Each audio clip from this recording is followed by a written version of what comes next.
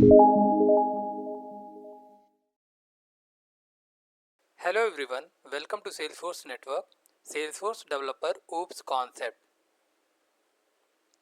Topic what we are going to cover in this session, that is class and constructor. A class is a blueprint for creating objects. It defines the properties, means variables, and methods, means functions, that the objects created from the class. In object-oriented programming, a constructor is a special method that is automatically called when an object is created. Its purpose is to initialize the new object's attributes. Constructor.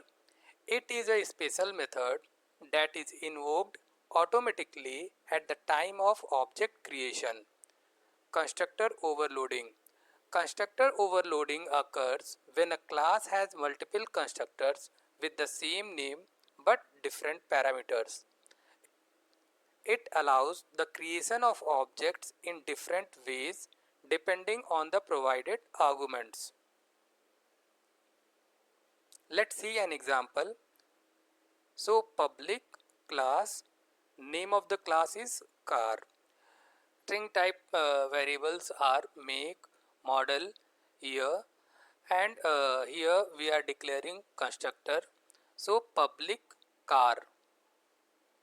Constructor, when it is creating the instance directly, it is getting called.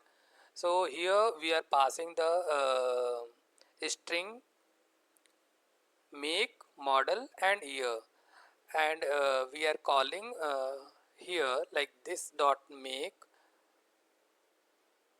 this dot model, this dot year, and method is public void display info. So system dot debug is for displaying the information. So make, model, and year we are displaying. Thank you.